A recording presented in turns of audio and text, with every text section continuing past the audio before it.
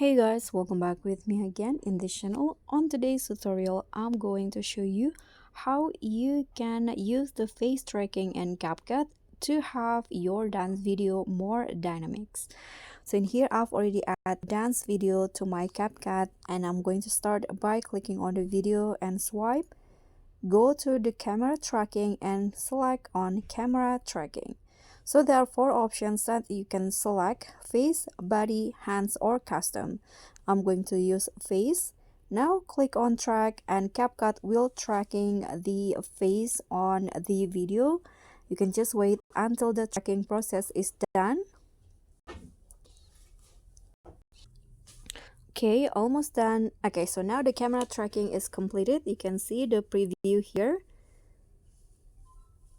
And there's also some settings that you can readjust. You can fit the video to canvas, you can keep the face size, and also you can blur the canvas.